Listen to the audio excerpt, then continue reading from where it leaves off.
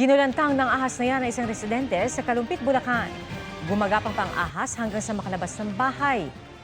Ayon sa residente, galing sa bahang ahas. Madalas daw bumaha sa kanilang lugar kapag umuulan at sumasabay pa ang high tide. Kaya nakataas na ang ilan nilang gamit. Nasawi ang isang turista sa Lapu-Lapu City, Cebu dahil sa delikadong talbog sa extreme water sports. Makikita nakaupo sa dulo ng jumping balloon ang 43 anyos sa biktima, sabay talo ng isang staff sa kabilang dulo nito. Pero imbes na maitsa sa tubig, bumagsak ang biktima sa jumping balloon na unang ulo bago siya bumagsak sa tubig. Nang mapansing hindi gumagalaw ang biktima, sinaklolohan at isinugod siya sa ospital. Ayon sa pulisya, spinal injury due to water sports activity ang kinamatay ng biktima batay sa death certificate nito. Sabi ng manager ng resort kung nasaan ang jumping balloon, nagbibigay sila ng instructions bago sumabak ang isang guest sa extreme water sports. Handa raw sila magbayad ng danyos. Wala pang impormasyon kung maghahabla ang pamilya ng biktima. Sa ngayon, ipinasara na muna ng tourism officer ng Lapu-Lapu City ang resort habang iniimbestigahan ang insidente. Para kay Zyren Tabirao, seryosong usapin ang baon ng kanyang anak. Kaya pinaplano na niya ang ilulutong baon para sa pasukan. Mahalaga kasi nga mas magandang ipagluto natin sila ng mas tansyang pagkain kaysa binibili natin sa convenience store or sa kung saan. Sa ganitong paraan daw kasi, mas namomonitor niya ang mga kinakain ng anak at masisigurong masustansya ang pagkain. Si Roy Pamplina, karaniwang frozen food ang ipinababaon. Paborito raw kasi ito ng kanyang apo. Minsan may biskit pa isa, dalawa, pero may baon pa talaga na kanin.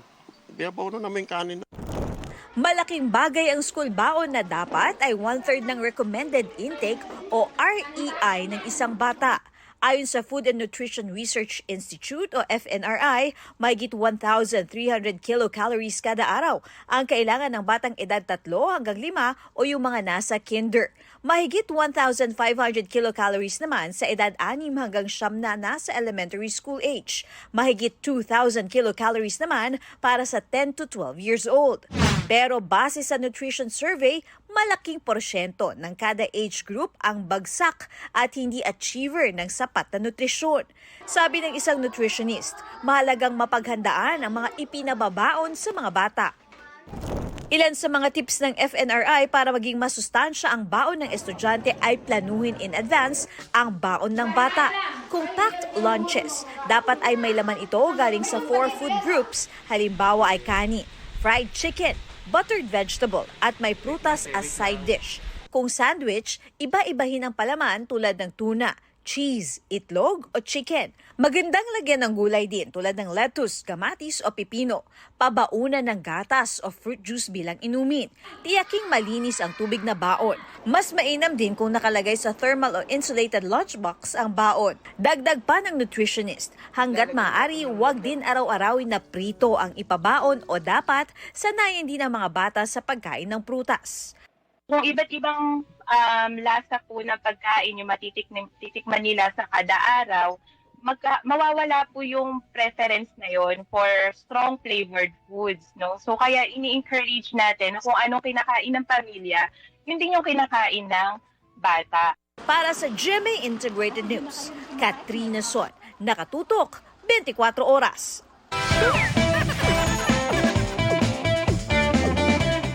Sa likod ng pinto ng isang refrigerator, may nagtatago raw na comforting na surprise. Alamin kung ano yan sa Papa Good Vibes si Dano Tingkongko. Si Ivy, unexpected surprise ang naranasan. Ang mala-refrigerator na pintuan sa kanyang harapan, kakaiba pala ang laman. Sure na patid ang uhaw, ang init dahil pwedeng maligo sa loob. Kumpleto sa timba, sabon, pati inidoro. Good vibes ang hatid ng mystery door na yan, agad itong nag-viral sa TikTok. Biro ng isang netizen, pwede pa CR, sige lang, andun sa ref. Para sa GMA Integrated News, Dano Tingkongko, nakatutok 24 oras. Mabilis na chikahan tayo para updated sa showbiz happenings. Wanna rap, baby, la la, Lisa Can you teach me Japanese? 97 Liners Unite. Game na kumasa si 17-member Mingyu sa Rockstar Dance Challenge ni Lisa of Blackpink. Power dance moves with oozing charisma ang atake ng dalawa. Pinusuan yan online na may 19 million views and counting. The kilig is real sa new snaps ni V ng BTS. Feels like living his best life ang K-Opa na enjoy sa kanyang mala-vacay ganap.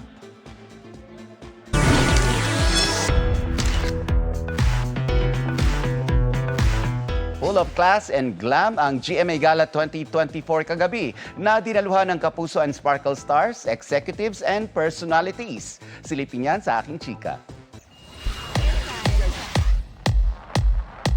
Glitz, glam, and style.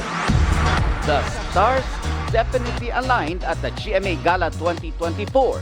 Truly one of the biggest gathering of the year. Stand out sa red carpet ang Sparkle and Kapuso stars in their black, white, and sparkling fits.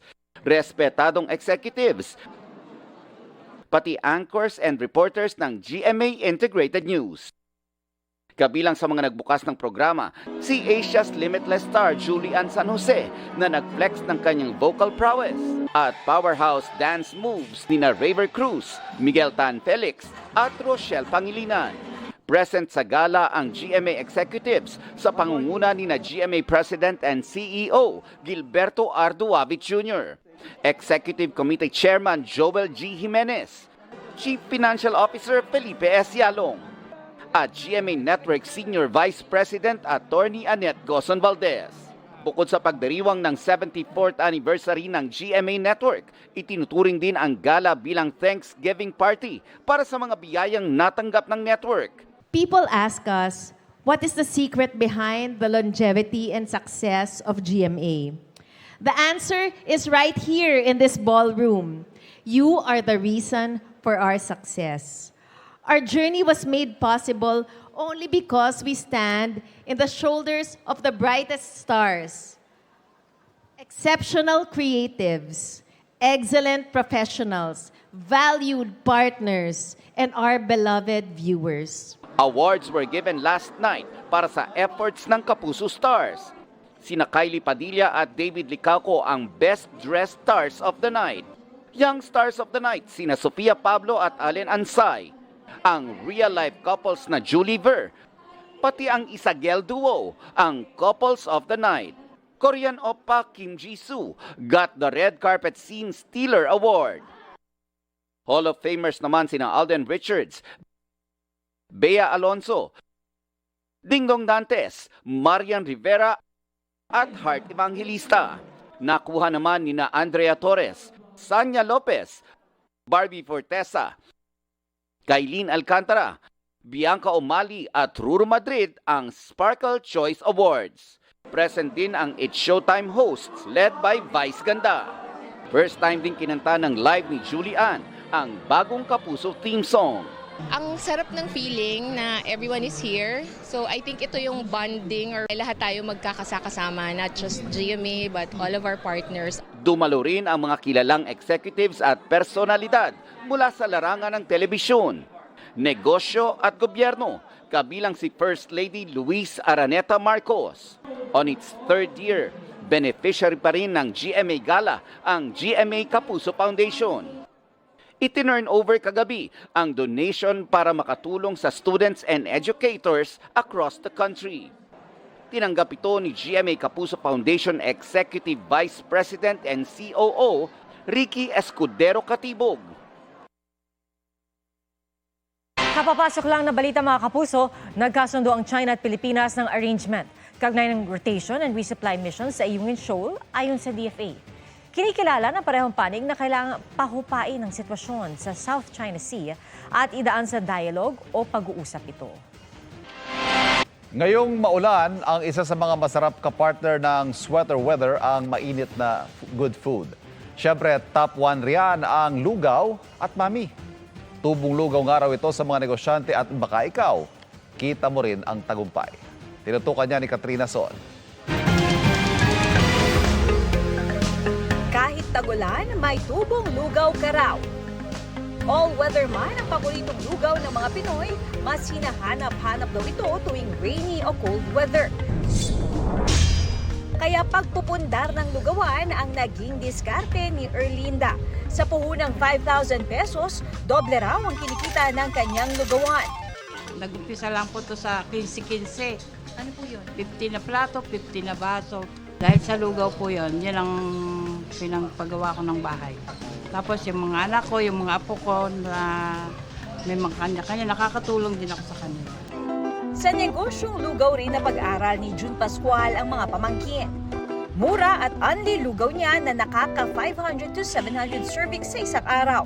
Kaya raw simula ng lugawan sa halagang 4,000 to 5,000 pesos. Magtiwala ka lang sa sarili mo, huwag kang matakot, ituloy mo yung gusto mong inegosyo para makita mo yung pangarap mo. Kapag magdenegosyo kang araw ng lugawan, ang una mong dapat bilhin ay ang malaking kaldero.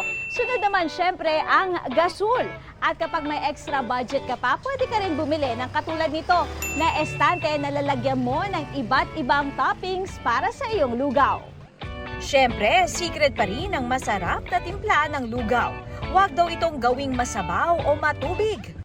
Talagang binabalik-balikan daw ang lugaw dahil napakaraming mga toppings na pwede mong ilagay dito tulad na lamang nitong tokwat baboy.